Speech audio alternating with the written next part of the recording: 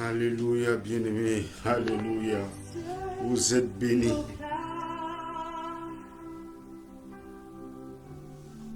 Ma gloire du ressuscité. Rien n'est égal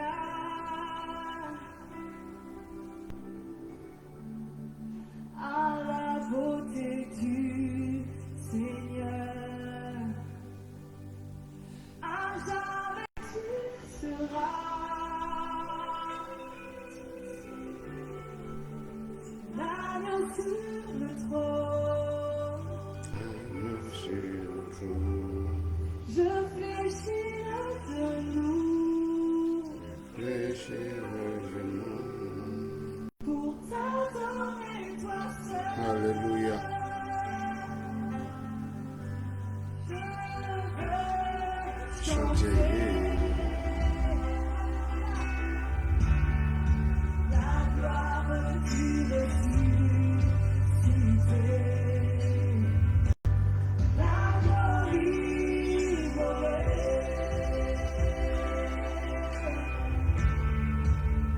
nous a rassemblés pour Dieu. À jamais.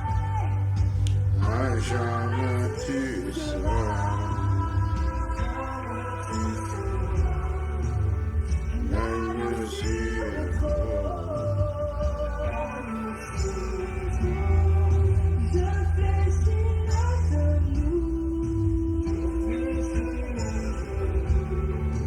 pour t'adorer toi seul. À jamais tu seras l'agneau sur le trône. L'agneau sur le trône. Fléchirai le genou, t'adorer toi seul. À jamais tu seras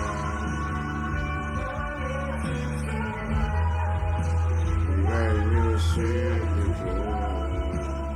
L'agneau sur le trône. Je fléchirai le genou, t'adorer toi seul. Oh yes.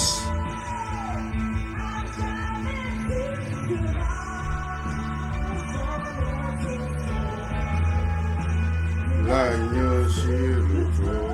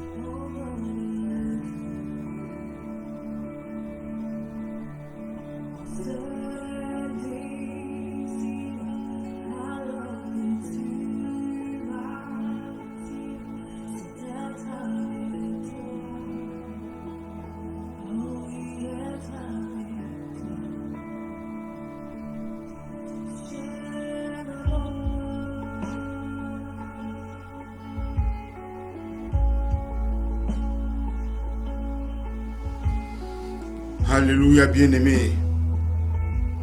Ah oui. Vous êtes bénis, vous êtes bénis. Soyez la bienvenue, bien-aimés. Bienvenue à l'émission Retour à Christ, Back to Christ. Nous parlons de Jésus-Christ, notre Sauveur. Celui qui a tout achevé pour nous. Il a tout accompli. Ce qui est dans la loi de Moïse, dans les prophètes. Quand je parle des prophètes, jusqu'à Jean-Baptiste, parce que Jean-Baptiste est aussi un prophète de l'Ancien Testament.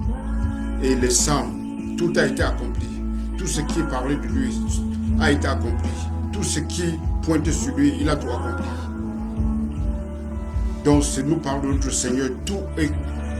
Jésus est le message central. Jésus est l'évangile. Jésus est la bonne nouvelle. Et Jésus est la grâce de Dieu. Donc, nous vivons dans la dispensation de la grâce. Dans la dispensation de Christ. Dans le ministère de Christ. Dans le sacerdoce de Christ. Alléluia. Nous ne sommes plus dans le sacerdoce lévitique, le sacerdoce de la loi, mais dans le sacerdoce de Christ bien-aimé. Là où il y a la bonne nouvelle. Alléluia. Là où on parle de la parole de la grâce, de l'œuvre achevée de Christ, parce que Jésus a tout accompli. Alléluia. Bien-aimé. Que le Seigneur vous bénisse abondamment. Soyez la bienvenue. Bonjour, bonsoir, bon après-midi. Ça dépend là où vous vous trouvez. Nous parlons de notre Seigneur Jésus-Christ. C'est l'évangile. Jésus a dit allez prêcher la repentance et la rémission du péché. C'est ça l'évangile. C'est ça la délivrance, la repentance, la rémission du péché. C'est ça la vraie délivrance, bien-aimé. La délivrance, ce n'est pas tomber par terre, ce n'est pas chasser les démons. On peut chasser les démons à quelqu'un et la personne n'est pas délivrée. Donc la délivrance, c'est la rémission de péché. Quand quelqu'un accepte le message du salut, la personne est délivrée. C'est ce qu'on appelle délivrance. Donc il passe du monde de Satan au monde de Christ. Donc la Bible dit que Christ nous a délivré la puissance de Satan au monde des ténèbres et il nous a transférés dans son royaume. Donc nous sommes là où Christ est. Nous sommes assis avec Christ ensemble, bien-aimés. Alléluia. You are blessed. Vous êtes bien, vous êtes bénis. Comme un ouragan.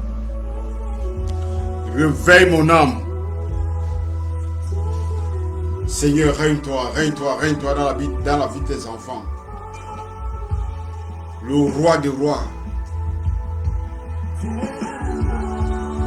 Vous régnez avec Christ bien-aimé. Vous êtes assis dans les lieux célestes, dans la place d'autorité. La main droite du Père, ça veut dire dans la place d'autorité. Vous êtes assis avec Christ. Nous sommes assis avec Christ. Et c'est là où nous régnons. Ça a plu à Dieu de nous donner le royaume. Nous avons le royaume bien-aimé. Le royaume, c'est pour nous. Alléluia. Réveille mon âme, Seigneur. Seigneur, viens régner. Alléluia. Woo! Seigneur, règne. Nous régnons avec le Seigneur bien-aimé. Parce que nous sommes assis dans la place de l'autorité. Dans la place où Christ t'a donné l'identité.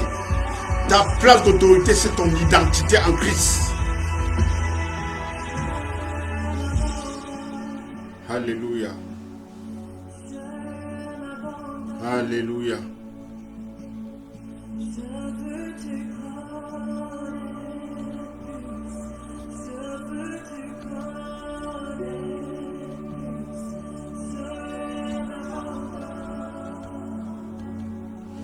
Ah oui, je m'abandonne. C'est pour te connaître, Seigneur Jésus. Alléluia. Soyez la bienvenue, bien-aimés. La parole de bénédiction.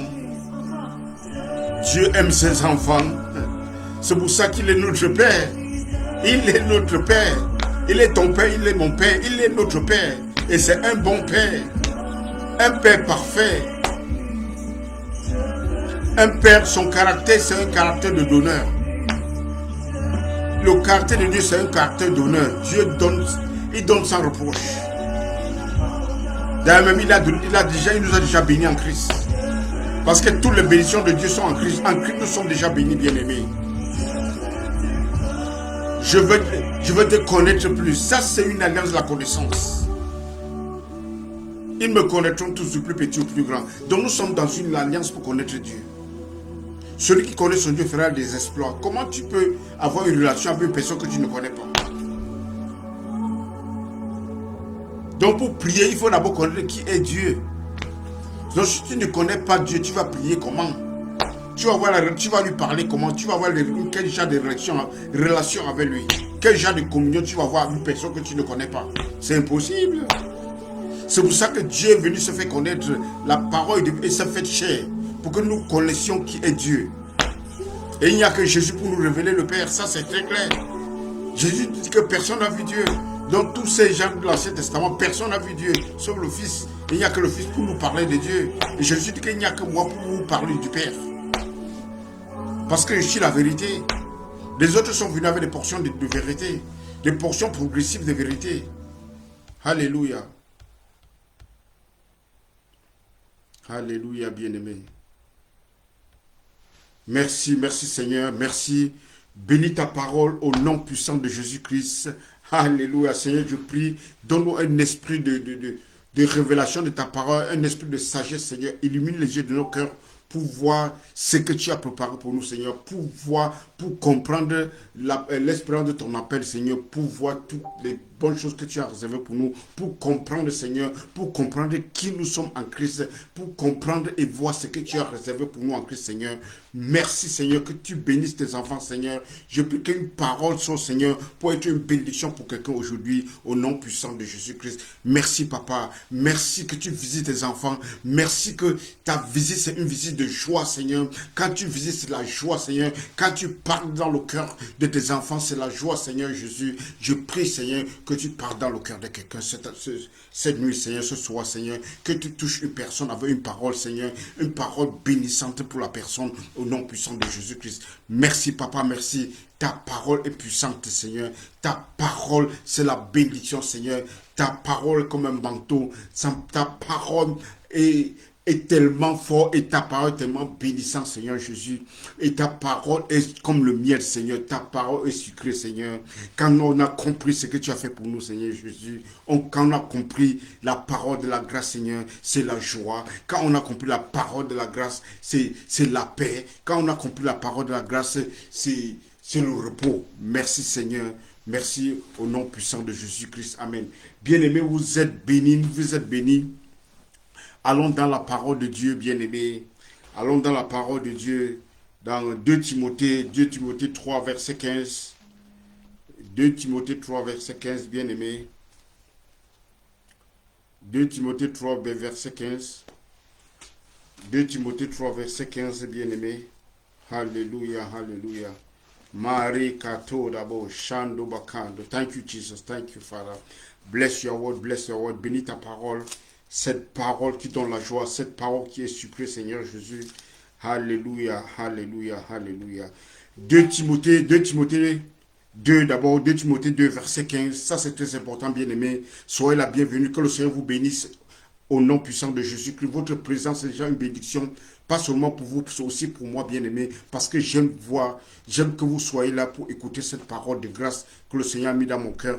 Le Seigneur vous bénit, le Seigneur veut bénir son royaume, le Seigneur veut bénir son église au nom puissant de Jésus. Le Seigneur veut bénir ses enfants au nom puissant de Jésus-Christ. 2 Timothée 2, verset 15. La Bible dit, efforce-toi de te présenter devant Dieu comme un homme éprouvé, un ouvrier qui n'a point à rougir, qui n'a point honte, et qui dispense droitement la parole de vérité. Ça veut dire qu'il y a une parole de vérité qu'on doit diviser. Et efforce-toi, en anglais, on dit, study the scripture to show yourself approved. Ça veut dire étudier les écritures. Le mot étudier, ça veut dire spoudazo. Ça veut dire avec diligence. Lire pour comprendre. Study the scriptures. Study with diligence. Really divided the word of truth. La parole de vérité doit être divisée. Comme un chirurgien qui fait une opération. Like a surgeon that is doing operation to divide the word of truth. To divide, to take away the tumor and not cut the good part. The word of God must be rightly divided. La parole de Dieu doit être droitement divisée, bien-aimé. C'est ça parce que dans la Bible, il y a la parole de vérité. Ce n'est pas tout ce qui est dedans qui est la parole de vérité. C'est pour ça que je vous dis toujours que la Bible n'est pas la parole de Dieu. La parole de Dieu, c'est la personne de Christ. The word of God is the person of Christ. Gideon, you're welcome, God bless you. La parole de vérité, c'est la personne de Jésus-Christ. Mais Dieu a inspiré l'écriture de la Bible Mais Dieu n'est pas responsable des actes des hommes. Il y a les voleurs qui parlent dans la Bible. Satan parle dans la Bible. Les gens tuent dans la Bible. Dieu n'est pas responsable des hommes dans la Bible, n'est pas responsable des actes des hommes. Mais Dieu a inspiré que ça soit écrit. Et la parole de Dieu, c'est la personne de Christ. Pour ceux qui me suivent depuis, ils connaissent de quoi je parle. Parce que la Bible dit qu'au commencement était la parole était avec Dieu, la parole était Dieu. Et la parole qui était Dieu s'est faite chair, parlant de Christ. Et Paul va dire à Timothée que le mystère divin, 1 Timothée, je vous lis ça, 1 Timothée 3, verset 16, je crois.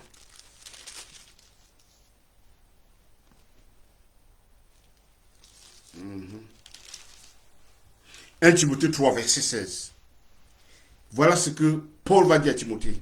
Et sans contredire, le mystère de la piété a été manifesté, est grand. Celui qui a été manifesté en chair, justifié par l'Esprit, vu des anges, prêché aux gentils, cru dans le monde, élevé à la gloire.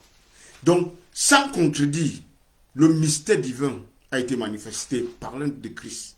Je vous ai toujours dit que Jésus-Christ, dans l'Ancien Testament, Jésus est voilé. Le Nouveau Testament, Jésus est maintenant révélé. Donc l'Ancien Testament, c'est un mystère. Le Nouveau Testament, c'est la révélation du mystère. Ce qui fait qu'on ne parle pas dans l'Ancien Testament. Tu ne prends pas n'importe quoi dans l'Ancien Testament. Tu dois regarder la lumière des Écritures. Tu dois regarder la lumière de la révélation avant d'interpréter ce qui est dans l'Ancien Testament. Parce que quelque chose dans l'ombre, tu ne peux pas bien voir. C'est quand on met la lumière que tu vois. Je prends toujours un exemple. Quand tu mets un petit chat et un petit chien, ils sont dans l'ombre. Tu ne peux pas bien voir. Tu ne peux pas savoir qui est le petit chat, qui est le petit chien. Mais quand il y a la lumière, tu peux distinguer, oh, ça c'est un chat, ou bien ça c'est un chaton, ça c'est un chiot. Donc c'est là où tu peux faire la distinction. C'est pour ça que la Bible, l'Ancien Testament, c'est l'ombre. On appelle ça, Paul appelle ça ce qui a l'ombre des choses à venir. Thick darkness, l'ombre. Et dans l'ombre, tu ne peux pas bien voir. Donc tu as besoin de la lumière pour voir dans l'ombre. C'est pour ça qu'on utilise le Nouveau Testament pour expliquer l'Ancien Testament. Donc, Paul dit à Timothée, efforce-toi de te présenter devant Dieu comme un homme éprouvé, qui n'a pas honte et qui peut dispenser la parole de vérité, qui peut diviser droitement la parole de vérité. C'est la Bible, il y a la parole de vérité dedans et c'est Christ. Et c'est Christ que le chrétien doit sortir dans la Bible. Ce n'est pas n'importe quoi que le chrétien dit, il sort dans la Bible pour faire sa doctrine avec. Ta doctrine doit concerner l'œuvre accomplie de Jésus-Christ. La doctrine du chrétien doit concerner Jésus-Christ parce que Jésus-Christ est notre sauveur. Et il te dit que tout a été achevé. Et il te dit, Jésus nous a déjà donné les garde-fous. Il a dit que tout doit le concerner. Tout. Si ça ne concerne pas Jésus, ce n'est pas pour le chrétien. Si ça ne concerne pas l'œuvre accomplie de Jésus, ce n'est pas le chrétien. Il dit, efforce-toi, ça veut dire spoudazo. Il dit, étudie avec diligence, être assidu, avec application. La parole de vérité n'est pas... Oh, tu dois lire, tu dois étudier. Tu ne peux pas venir prêcher n'importe quoi. Tu dois étudier, enseigner. Tu dois bien étudier. Efforce-toi. Ça veut dire que lis correctement. Jésus dit que est-ce que vous n'avez pas lu? Have you not read? Est-ce que vous n'avez pas lu proprement pour comprendre? Ça veut dire que quand tu lis, tu dois comprendre ce qui est écrit. Et c'est pour ça que l'apôtre Paul, il a prié, il prie aux Éphésiens. Il dit, qu'est-ce qu'il a dit? Il dit que Dieu vous donne un esprit de sagesse et de révélation de sa connaissance. Esprit de sagesse et de révélation de sa connaissance. Que Dieu illumine les yeux de vos cœurs. Let God enlighten the eyes of your understanding. Let God give you a spirit of revelation knowledge of Him and spirit of wisdom. It means that the matter you need revelation knowledge to know Christ. They are praying because you have to grow in these things. Tu dois grandir dans la connaissance. Et les apôtres, il fallait qu'ils grandissent aussi dans la connaissance. C'est pour ça que quand vous regardez les livres des actes, ils sont en train de grandir. Donc il faut faire attention de prendre ce qui est dans le livre des actes pour faire une doctrine avec. Parce qu'ils grandissent encore. C'est dans les épîtres maintenant sur le sommet de la révélation. I used to say the book of Acts is, they are growing, they are still baby Christians, they are still growing because they are mixing law and grace. So the climax of revelation is in the epistle. It's in the epistle. This thing that we should not forget. The book of Acts, they are growing. So you have to take, you need the epistle to explain things. Because in the book of Acts, they are still mixing law and grace. Okay, let me continue. So, the word of God, la parole de Dieu doit être droitement divisée. Donc, la parole de vérité doit être droitement divisée. Et maintenant, Paul dit à Timothée, dans 2 Timothée 3, verset 15, ça c'est très important, parce que ce sont des bases que nous posons. Verset 14 d'abord, il dit à Timothée, toi demeure dans ces choses que tu as appris et reconnu certaines, sachant que de qui tu les as appris. Remain in this thing that you have learned from me. C'est-à-dire, rester dans ces choses que tu as appris. Ce message de Christ, ce message, cette simplicité, ce message simple de Christ, cette parole de grâce, demeure là-dedans. Et sache que c'est moi qui t'ai appris ça. Sache que c'est moi qui t'ai appris cette parole de grâce. Tu restes, tu ne sors pas dedans, Timothée. Il dit à Timothée que cette parole reste là-dedans. Il va dire à Timothée qu'il pleuve ou qu'il neige, qu'il fasse soleil ou qu'il pleuve. Prêche cette parole de grâce. Ce dépôt que je t'ai donné, cette parole de vérité, ce n'est que ce que tu dois prêcher. Qu'il pleuve ou qu'il neige. Et en toute saison. En toute saison, every time you preach the verity. That's why l'apôtre Paul dit que c'est mieux. Je vous prêche la même chose. Je vous répète les mêmes choses pour vous, c'est salutaire. Parce que quand vous écoutez, vous réécoutez, vous réécoutez, ça dilite, ça efface la doctrine de démon dans votre tête. Et maintenant, votre pensée maintenant est remplie par la pensée de Christ. Parce que ce n'est pas facile. Quand pendant des années, tu as compris la doctrine des démons et la religion. C'est une forteresse. Et Paul a passé tout son temps, son combat a été toujours contre les religieux.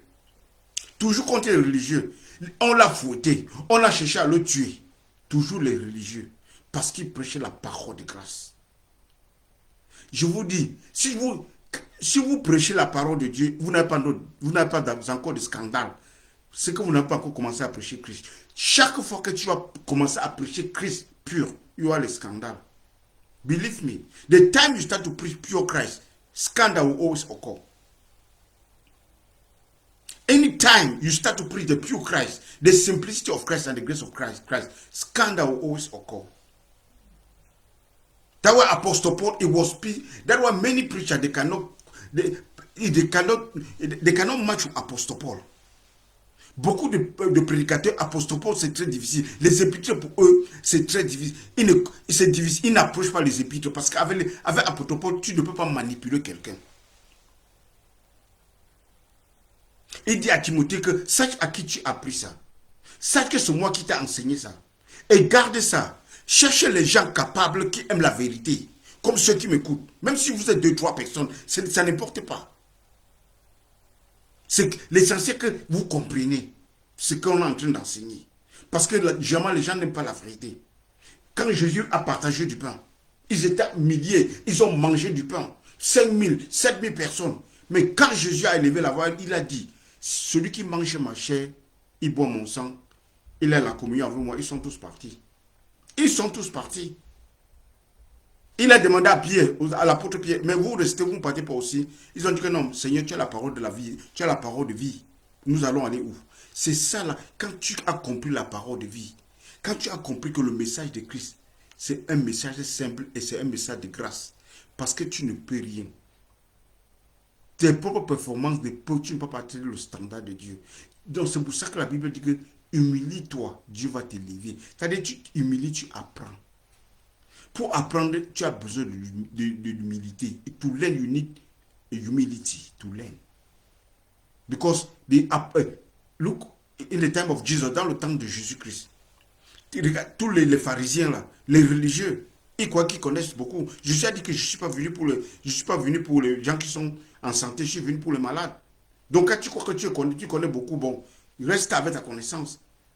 Et c'est pour ça que la Bible dit que la folie de Dieu est plus sage que les hommes. Et c'est les mêmes religieux pharisiens qui ont crucifié Jésus-Christ. Et c'est la même chose qui continue aujourd'hui quand tu commences à prêcher Christ et la grâce de Dieu. Parce qu'il veut toujours que tu fasses quelque chose. Jésus dit que non, vous n'avez pas besoin de faire n'importe quoi. Croyez seulement. Ils viennent voir Jésus-Christ. Qu'est-ce que nous allons faire? Quelle est l'œuvre que nous allons faire pour plaire à Dieu? Jésus dit que vous n'avez pas l'œuvre à faire. La seule œuvre maintenant, c'est croire. Donc, Jésus est en train de charger de dispensation. Il dit, la dispensation qui vient maintenant, là où je suis en train d'établir après, c'est la dispensation de la grâce. Tu crois seulement. Parce que dans la loi, il n'y a pas de foi. La foi est seulement dans la promesse.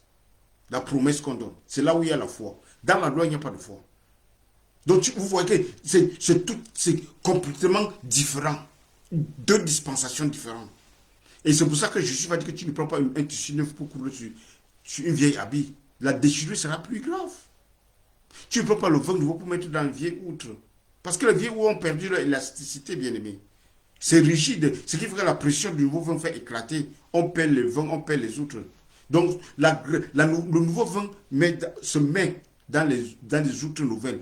Pourquoi? Parce que la grâce de Dieu, l'Esprit de Dieu, tu dois être né de nouveau. N'habite que dans un homme qui est né de nouveau, dans une nouvelle création, dans un homme nouveau. Parce que tout ce que Jésus fait est nouveau, bien-aimé. Alléluia. Nouvelle alliance, nouvelle roue vivante. Tout est nouveau. Et c'est ça avec la meilleure promesse. La Bible dit que cette nouvelle alliance, c'est l'alliance avec les meilleures promesses, bien-aimées.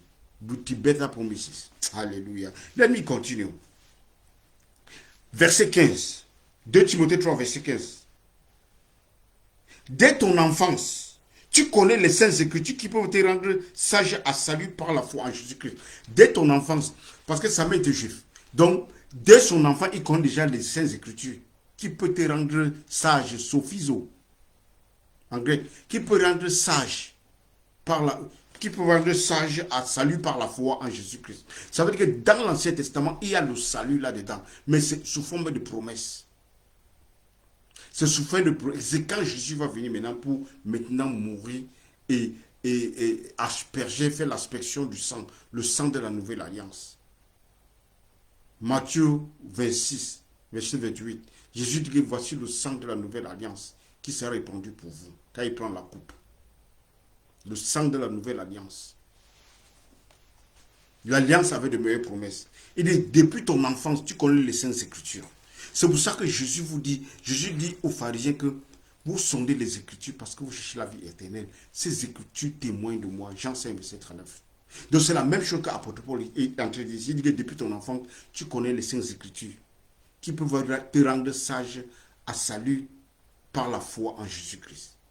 Donc, c'est pour ça que dans Hébreu 11, vous allez voir, on va dire par la foi Abraham, par la foi Jacob, par la foi Abel, par la foi Rahab, par la foi Joseph, par la foi Moïse. Tous ceux-là sont les gens qui ont cru dans l'Ancien Testament, qui ont cru à la promesse de Jésus-Christ. Ça veut dire que dans l'Ancien Testament, il y a la foi en Christ. Dès ton enfance, tu connais les Saintes Écritures qui peuvent te rendre sage à salut par la foi en Jésus-Christ. Et au verset 16, toute écriture est inspirée de Dieu, utile pour enseigner, didascalia, pour enseigner, pour la doctrine, enseigner, pour convaincre, apporter des preuves, pour corriger la fausse doctrine et pour instruire dans la justice, pour éduquer dans la justice. Et il va au verset 17, afin que l'homme de Dieu soit accompli et propre à toutes bonnes œuvres. Afin que l'homme de Dieu soit accompli et propre à toutes bonnes œuvres. Afin que l'homme de Dieu soit accompli à toutes bonnes œuvres. C'est pour ça la Bible, Paul dira à Philémon, verset 6, que la participation de ta foi, que la communion de ta foi soit efficace. Sois efficace en reconnaissant toutes les bonnes choses que Christ a fait pour toi. En reconnaissant toutes les bonnes choses. Donc, ta foi doit être efficace en reconnaissant ce que Jésus a fait pour toi. En reconnaissant l'héritage qu'il t'a donné. En reconnaissant ta position en Christ. En reconnaissant l'identité qu'il t'a donnée.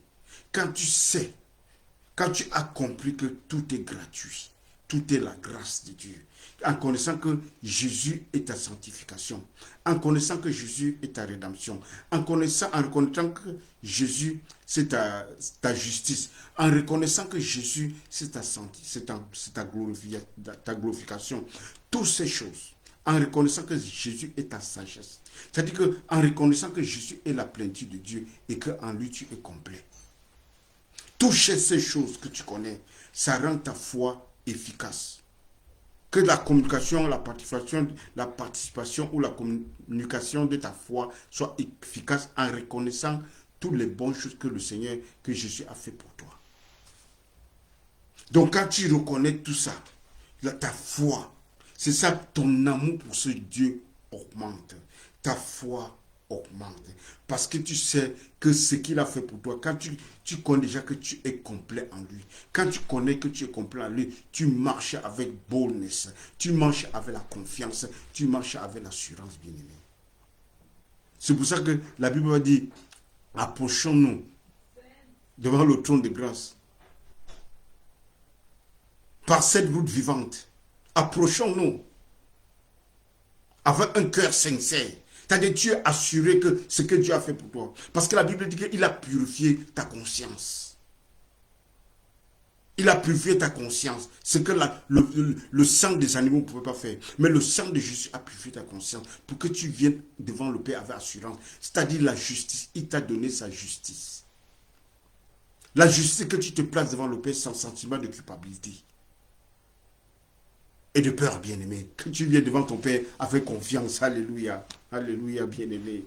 Donc, dans l'Ancien Testament, il y a le salut, mais sous forme de promesse. Donc, Jésus nous a déjà donné les garde-fous. Il nous a dit ce qui le concerne. Ce qui le concerne. J'ai déjà dit ça maintes fois. Donc, quand nous allons dans la Bible, nous cherchons ce qui concerne Jésus-Christ. Parce que la Bible, on peut faire tout avec. Mais ce qui manque aux autres, ce que nous avons qui n'en ont pas, c'est Jésus-Christ. Ce qui concerne Christ. Nous avons ce qui concerne Christ. Son œuvre accomplie, sa mort, sa résurrection et sa glorification. C'est ça l'évangile. L'évangile découle de ça, bien-aimé. De la mort, l'ensevelissement et la résurrection de Jésus-Christ et sa glorification. C'est là où tout le testament commence. Parce que la Bible dit que pour que le testament soit valable, il faut constater la mort du testataire. Donc les quatre, ce qu'on appelle les quatre évangiles, ce n'est pas le Nouveau Testament en principe. C'est juste un passage, c'est le tremplin, ce qu'on appelle tremplin. C'est un pont de l'ancien au nouveau. Parce que là encore, ils partent encore au temple. Ça, c'est Jésus est né sous la loi. Ils sont encore sous la loi là-bas. Donc le testament, c'est après la mort de Jésus-Christ. Donc le testament entre en vigueur après la mort du testataire. Quand tu fais un testament à tes enfants, c'est quand tu meurs, c'est quand le père ne vit plus. Quand on ouvre le testament, maintenant on te dit maintenant ce qui t'appartient. Donc le testament, tant que le testataire vit, le testament n'est pas efficace, n'entre pas en vigueur. Oui, c'est ça. Donc, bien aimé, allons dans la parole de Dieu. Je vous ai un peu poser un peu les fondements. La parole de Dieu, la base, la parole, ça concerne une personne, la personne de Christ.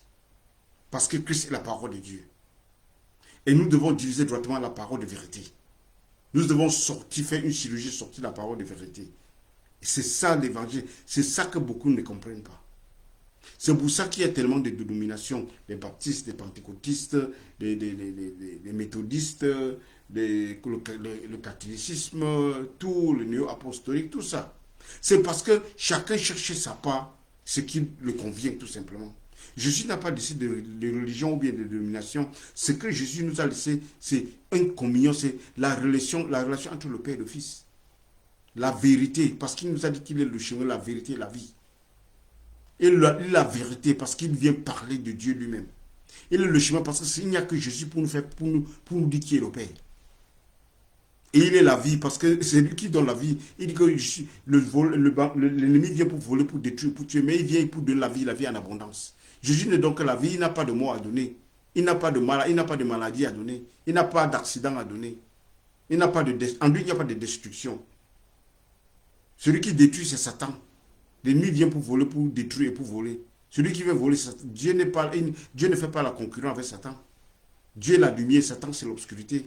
Il n'y a rien de commun entre la lumière et l'obscurité.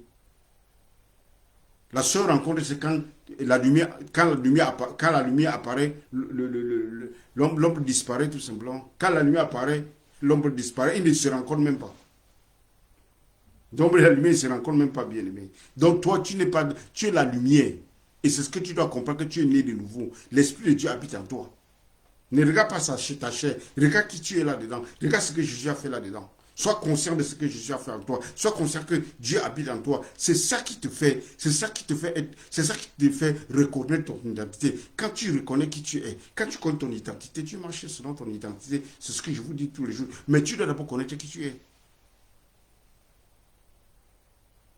Tu dois connaître qui tu es.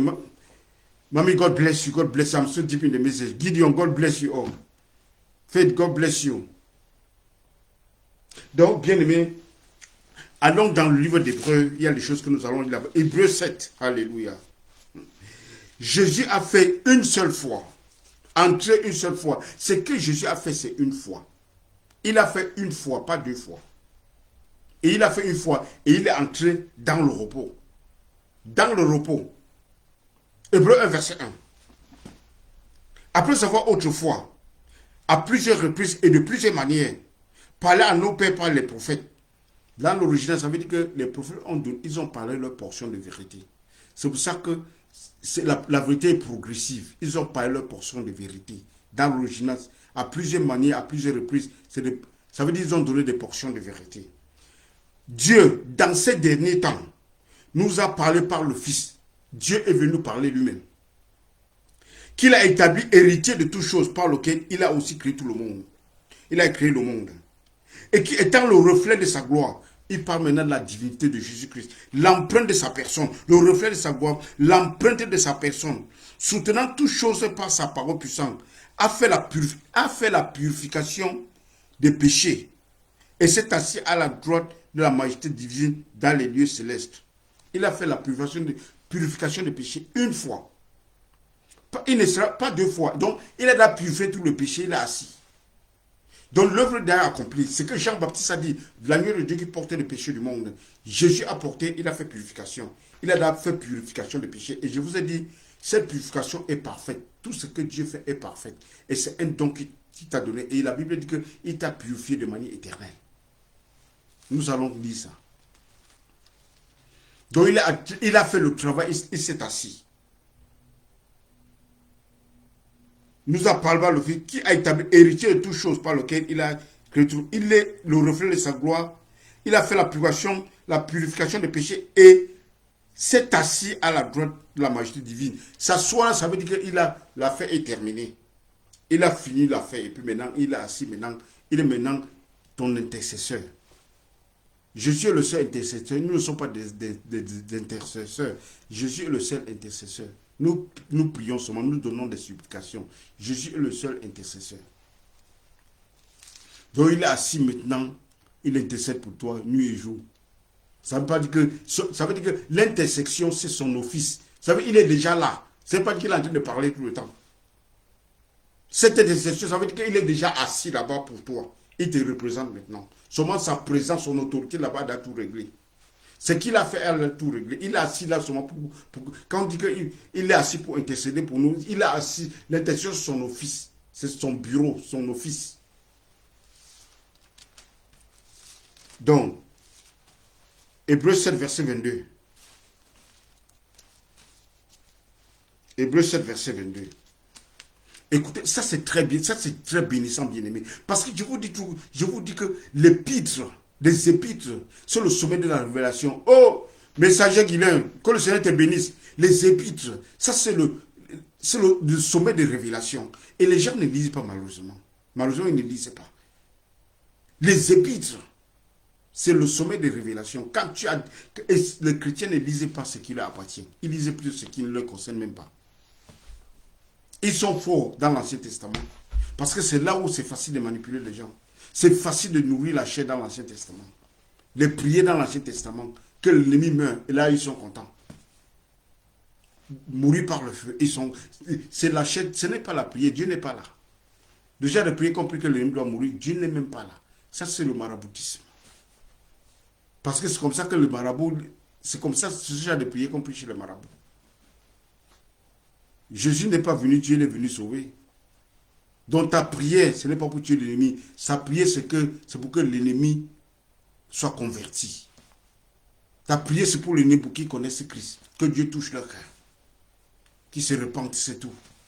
Ce n'est pas ton œuvre de prier pour que l'ennemi meure. Par le feu, par le tonnerre, par tout le tsunami. Vous citez tout pour tuer l'ennemi. Par le couteau, par l'épée. Non, ce n'est pas notre royaume là-bas. Notre royaume, on restaure seulement. On restaure seulement. Jésus dit qu'il n'est pas, il ne détruit pas. Mais il donne la vie en abondance. Donc Jésus, là, il est là seulement pour donner la vie, pour restaurer, pour remettre les choses en place, pour donner la paix, pour donner la joie. Ça, c'est notre royaume. Notre royaume, on ne se réjouit pas du mal. Ce n'est pas ton royaume là-bas. Ce n'est pas le caractère de ton royaume. Ce n'est pas la nature de ton royaume. Ton royaume doit ressembler, ton caractère, la nature et ta nature, ton caractère doit ressembler, ton Père. Soyez parfait comme votre Père est parfait. Parce qu'il aime tout le monde. Il donne aux méchants, il donne aux bons.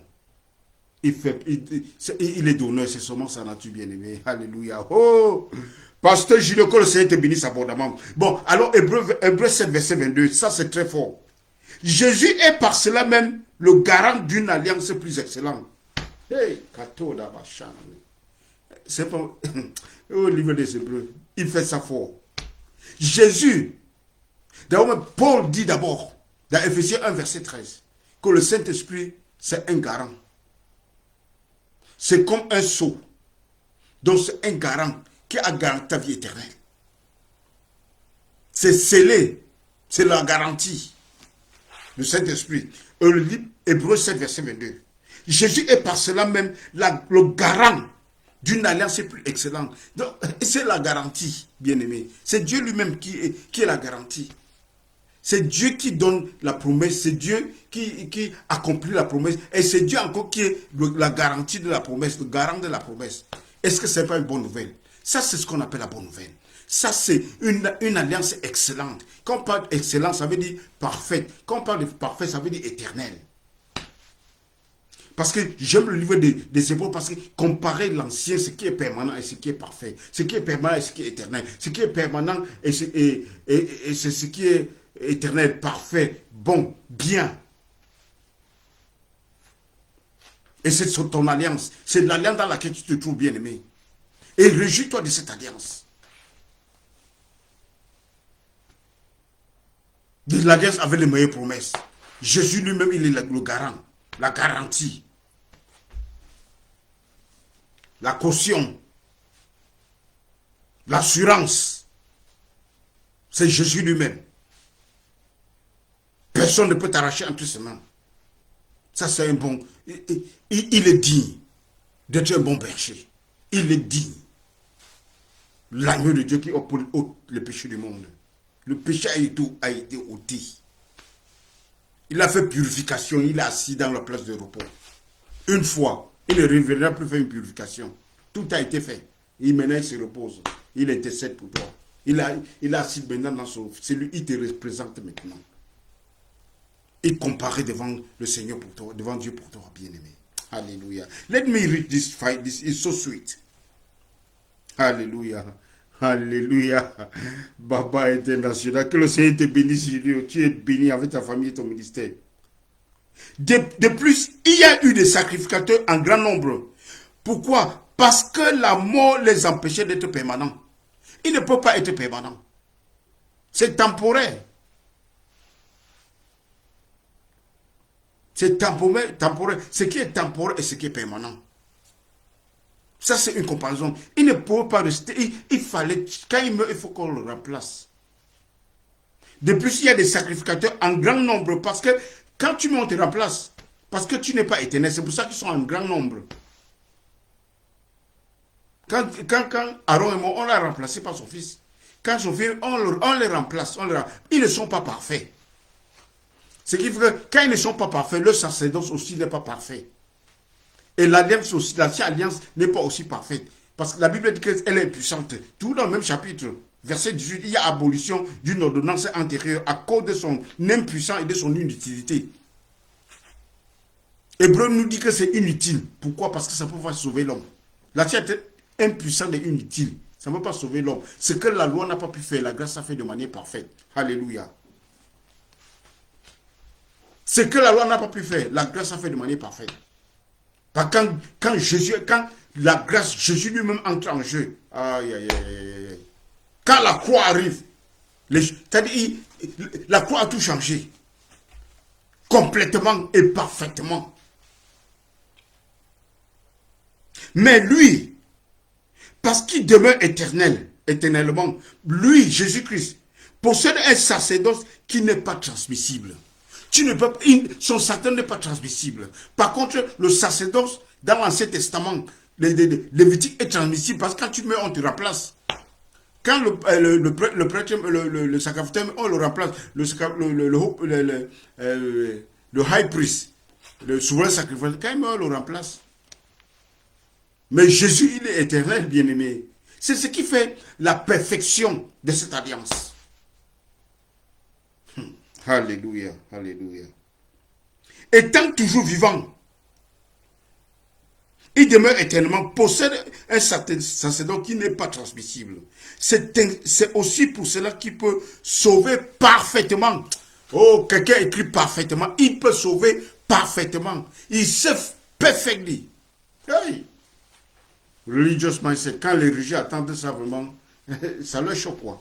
C'est pour ça qu'il peut sauver parfaitement. Pourquoi il peut sauver parfaitement? Parce que son sacerdoce est éternel et n'est pas transmissible. C'est pour ça qu'il peut sauver parfaitement.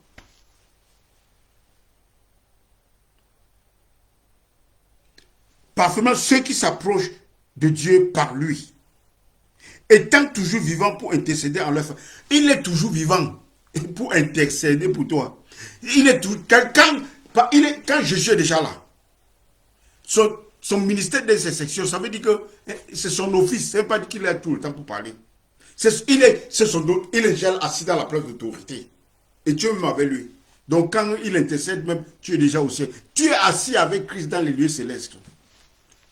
Il intercède pour toi. Il est là. C'est parfait.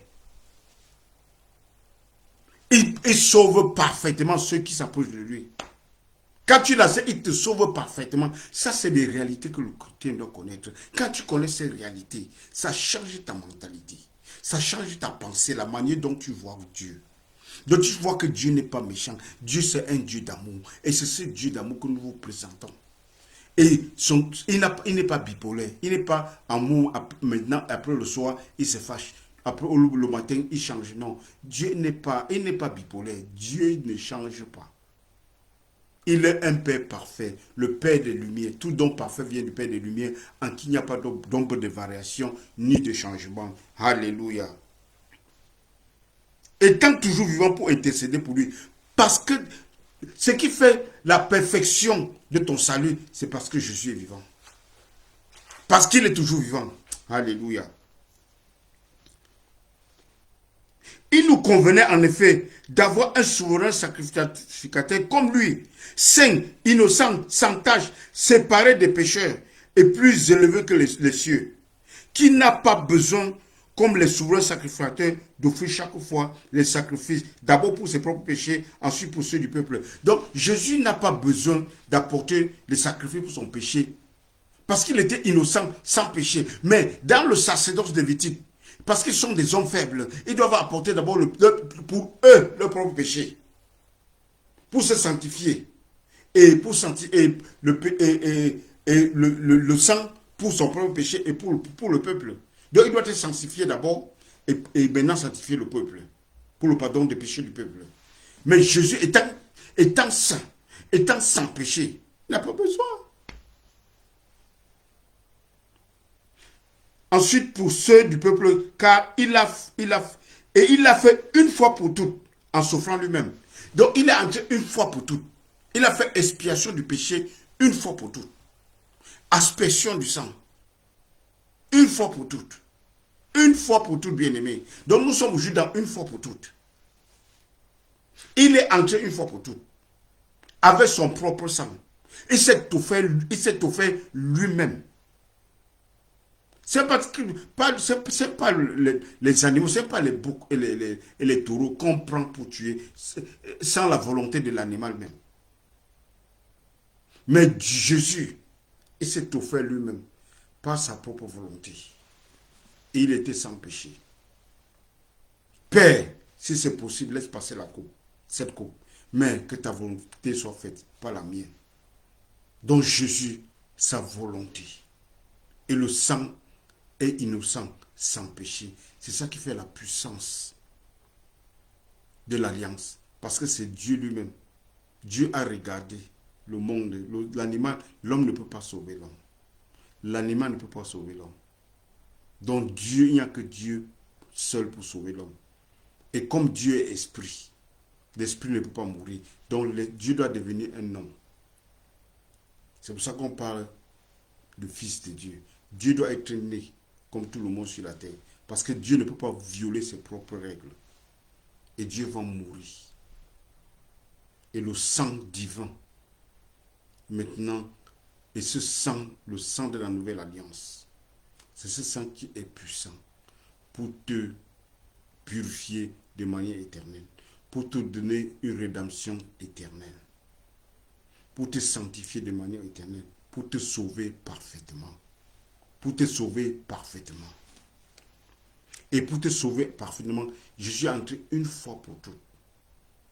Il n'entre pas et il ressort. Et puis il t'a pardonné une fois pour toutes. C'est pour ça que la prédication, c'est la rémission des péchés. La rémission des péchés, quand tu acceptes que tu reçois la rémission des péchés, c'est automatique, tu reçois. C'est un don qu'on t'a donné. C'est dans ton compte. Ce n'est pas dit que ce n'est pas en pleurant, en priant une prière de pardon mes péchés que tu... Non. En confessant tes péchés. Non, ce n'est pas la confession de tes péchés. C'est ce que Jésus a fait. La Bible dit que... Jean dit que si, bien aimé, si nous péchons, nous avons un avocat pour le Père. Un avocat. Quand tu marches dans la lumière, le sang de Jésus purifie ta conscience, purifie tes péchés.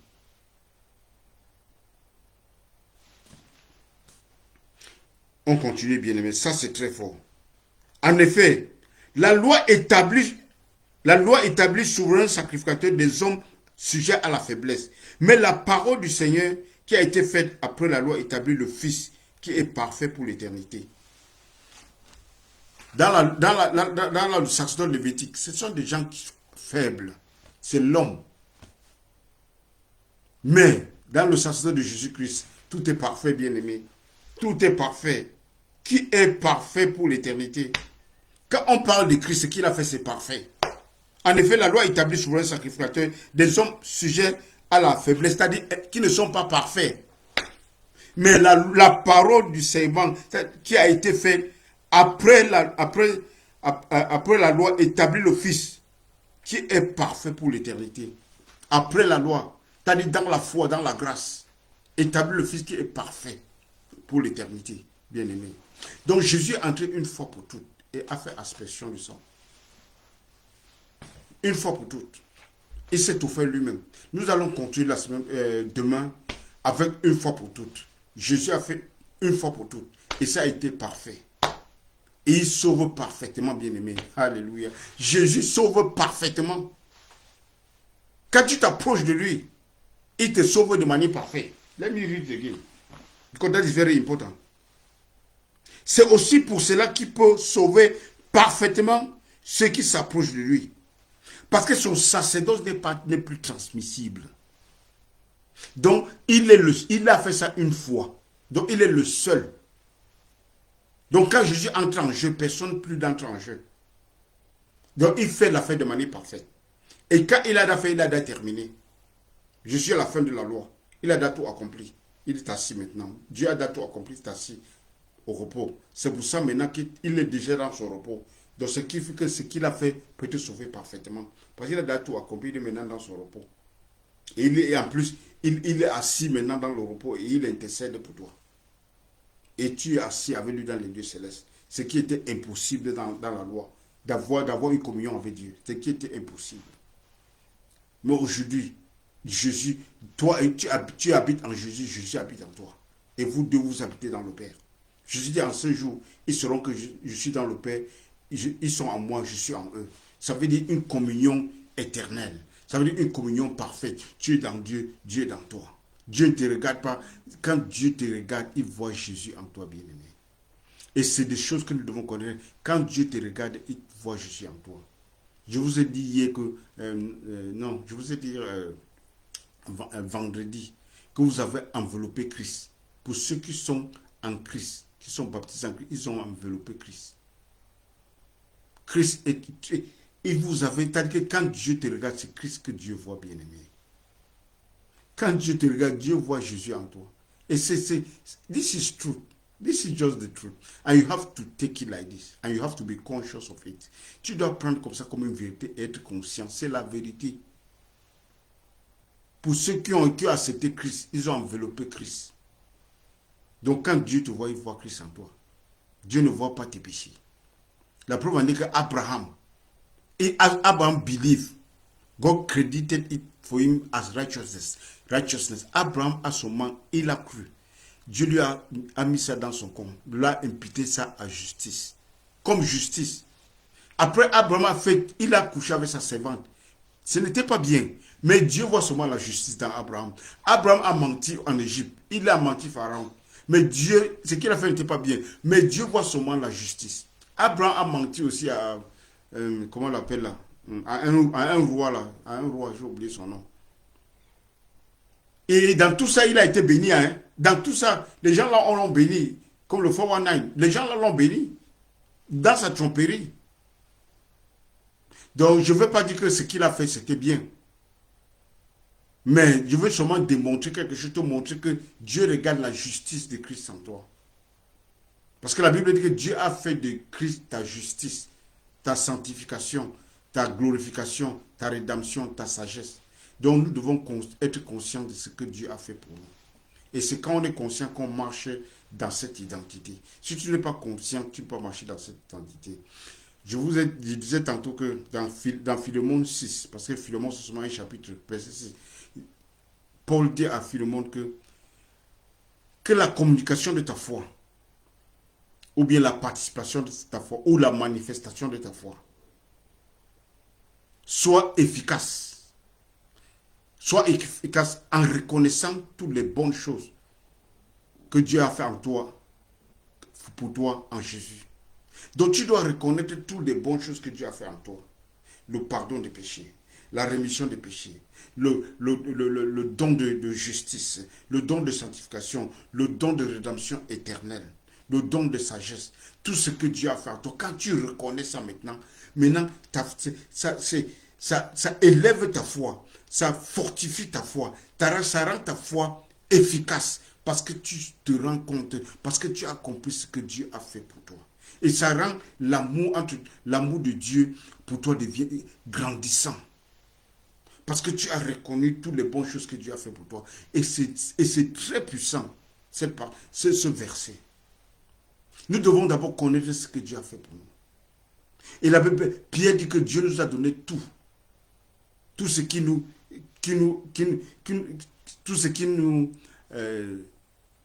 il nous a donné pour participer à une vie divine. Dieu nous a déjà donné tout. Pour vivre une vie divine et susciter. Dieu nous a déjà tout donné. Et la Bible dit que nous sommes faits pour de bonnes œuvres. Donc tu dois accepter ce que Jésus a fait pour toi. C'est quand tu as compris que les bonnes œuvres sortent de toi. de manière automatique. Ce n'est pas les bonnes œuvres que tu fais qui te justifient, non. C'est parce que tu as été justifié que tu fais de bonnes œuvres. Alléluia. So, bien-aimés, merci beaucoup d'être à l'écoute. Nous parlons de Jésus, c'est notre sauveur, c'est notre rédempteur. Donc ce n'est que de lui que nous allons parler. Voilà le frère Julio, vous pouvez contacter le frère Julio, il passe dimanche, il est aux États-Unis, il passe de temps en temps dimanche à partir de 19h de l'Europe centrale, sûrement 18h de l'Afrique centrale. Donc bien aimé, donc restons dans la parole de Dieu, restons dans ce qui concerne Jésus. Nous ne sortons pas dans ce qui concerne Jésus parce que Jésus a tout accompli. Nous devons être conscients qu'il a tout accompli. Donc quand je dis tout accompli, ça veut dire que tout ce qui est dans la loi de Moïse, dans les prophètes, et n'oubliez pas que Jean-Baptiste est un prophète de l'Ancien Testament, donc il appartient aussi là-dedans. Jésus a accompli aussi sa mission. Et les psaumes, Jésus a tout accompli. Donc tout ça ne parle que de Jésus-Christ. Jean-Baptiste ne pointait qu'à Jésus. Donc Jésus a tout accompli. Donc nous nous tournons maintenant vers l'œuvre accomplie de Jésus-Christ. Donc pour expliquer la Bible, pour faire une doctrine, ce qu'on appelle sound doctrine, une doctrine saine, il faut aller du fait que Jésus a tout accompli. Même dans l'Ancien Testament, dans le Nouveau Testament, on peut toujours prêcher la loi. On peut toujours te prêcher la loi. Parce que n'oublie pas que dans le livre des Actes, il mélange la loi avec la grâce. Donc faites attention. Bien-aimés, que le Seigneur vous bénisse abondamment. Je vous aime, bien-aimés. Priez pour moi aussi. Que le Seigneur vous bénisse abondamment. Que le Seigneur vous donne un esprit de sagesse et de révélation de sa parole. Que le Seigneur illumine les yeux de votre cœur pour comprendre l'espérance de son appel, pour comprendre et voir les grandes choses que le Seigneur a fait pour vous, bien-aimés. La puissance, pour connaître que la puissance qui a ressuscité Jésus d'entre les morts, que cette puissance habite aussi en vous. Et pour reconnaître aussi que Jésus est la tête de l'Église, vous êtes les membres de l'Église et Dieu a mis tout sous vos pieds. Donc, Satan et ses démons sont sous tes pieds parce que Dieu t'a racheté. Et là où tu es placé, tu es vraiment très au-dessus du monde des ténèbres parce que tu es dans la lumière de Dieu, bien-aimé. Et Dieu t'a donné la position de l'autorité et c'est là où tu es placé, bien-aimé. Donc ta parole, quand tu déclares ta parole a la puissance. C'est pour ça que la Bible dit que considérons notre apôtre et souverain sacrificateur, Jésus-Christ. Donc nous apportons, il est notre souverain sacrificateur de notre confession. Donc Jésus est l'apôtre et le souverain sacrificateur de notre confession. Donc ce qu'on confesse, c'est ce que le souverain sacrificateur a besoin. Donc tu confesses ce qu'il a fait pour toi, bien-aimé. Tu confesses qu'il t'a racheté de manière parfaite. Que tu confesses qu'il t'a sauvé de manière parfaite. Que tu confesses qu'il t'a purifié de manière parfaite. Que tu confesses qu'il t'a sanctifié de manière parfaite. Que tu confesses qu'il est ta sagesse. Que tu confesses qu'il t'a donné, sa justice. Que tu confesses qu'il t'a donné le don de grâce. Que tu confesses qu'il t'a donné le don gratuit de justice. C'est ça ce que nous devons confesser, bien-aimé. Et quand tu confesses, Dieu en fait plus, bien-aimé. Parce que c'est ça ta foi. Tu confesses la foi. Parce que la foi vient de ce qu'on entend. Ce qu'on entend, c'est la parole de Christ. Cette parole de grâce. Cette parole de grâce qui montre que Dieu t'a sanctifié. Dieu t'a racheté. Dieu t'a béni de toutes les bénédictions spirituelles. Alléluia. Bien, nous n'avons pas... En principe, tu n'as pas besoin de courir beaucoup de gauche à droite, bien-aimé. Sois seulement conscient de ce que Dieu a fait pour toi. Dieu a fait de bonnes choses pour toi et il t'a adopté. Quand Dieu t'adopte, quand Dieu te donne un esprit d'adoption, ça veut dire que tu entres dans un héritage, bien-aimé. Tu entres dans un héritage. Quand tu t'adopte, ça veut dire qu'il t'adopte, il te met dans un héritage, bien-aimé. C'est ça l'esprit d'adoption. Il te met dans un héritage et puis tu jouis seulement de l'héritage. Tu dis merci Seigneur. Merci pour tout ce que tu as fait. Tu confesses seulement ce que Jésus a fait pour toi, bien-aimé. Papa, merci Seigneur, bénis tes enfants. Pour ceux qui sont dans le manquement, Seigneur, je sais une chose, tu es le Dieu qui pourvoit au nom puissant de Jésus-Christ, Seigneur, et tu es le Dieu qui guérit les malades. Merci que tu les guérisses au nom puissant de Jésus-Christ. Bien, on se voit demain. God bless you. Que le Seigneur vous bénisse abondamment. Nous sommes ensemble, nous restons en esprit. Par l'esprit, nous sommes un bien-aimé. Nous sommes le corps de Christ. Christ étant la tête de l'Église et il est la plénitude de Dieu et nous sommes complets en lui, bien-aimé. Vous êtes complets en Christ. You are complete in Him. God bless you abundantly. We'll see you tomorrow by the grace of God. Amen.